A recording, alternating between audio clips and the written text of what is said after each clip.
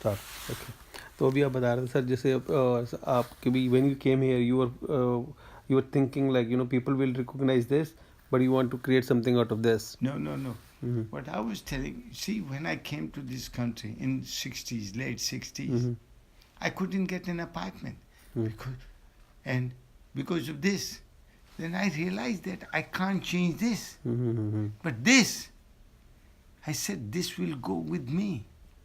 And this, people can say that leave all the papers here and all that, but this will go with me when I will leave this world. So I worked very hard. When I worked very hard, I became expert in some field of antibiotics, where people like me, you can count on fingers in the world.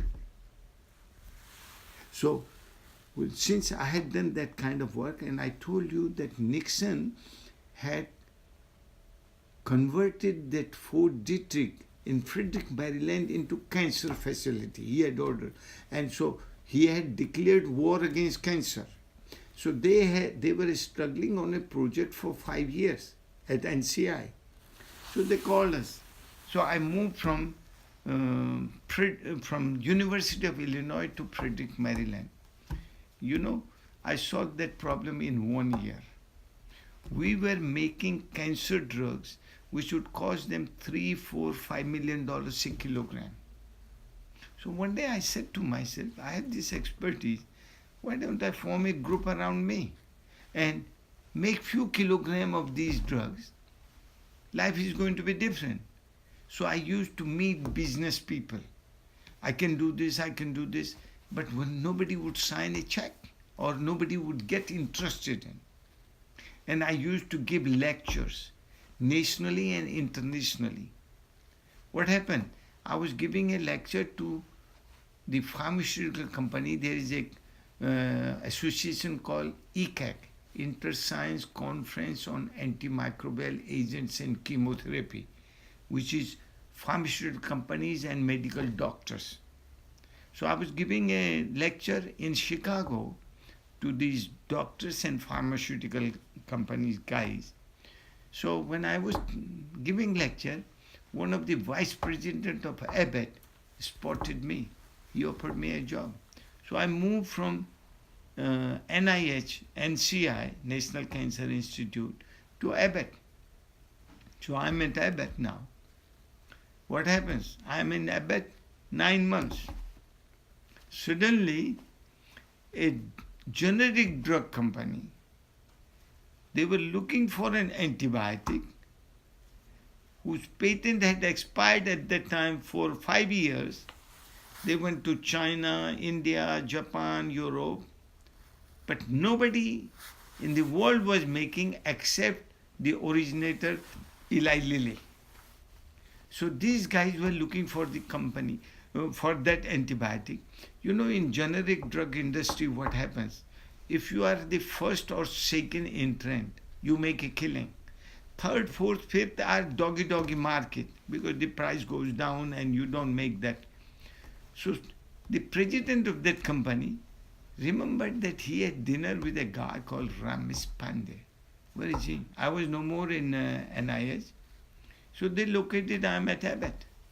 So when they found that I'm at Abbott, I get a telephone call one day. Dr. Pandey, can you help us?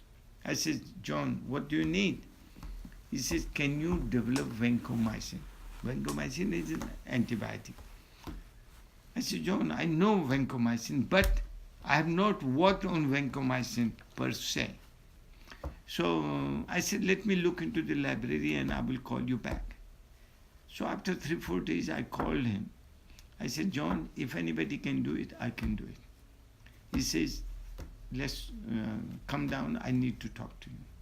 See, Abbott is in North Chicago. These guys were near O'Hare Airport. So I drove to his office, sat 1-to-1. And after talking to me, he said, you quit your job and join us. I said, you don't understand. You are a generic drug company. You buy raw material, mix it, formulate it, stability, submit to FDA, sell it. I'm talking $8 to $10 million. I need to first find the seed the culture which will make vancomycin. Then I have to do R&D, then pilot scale, then commercialization. He said, no problem, we'll put all the money. Now, Abbott didn't want to leave me. And Anil, I'm telling you, they said, we'll make you in charge of this. And nobody will ever ask you when I come, when I go. I will have a special status. It was like my dream come true. But it's a big company, okay? And the guy, I'm telling you, he told me, my boss there, he said, don't forget you are an Indian. You are an Indian. Just 1 minute. Can I take this call? Yes, just.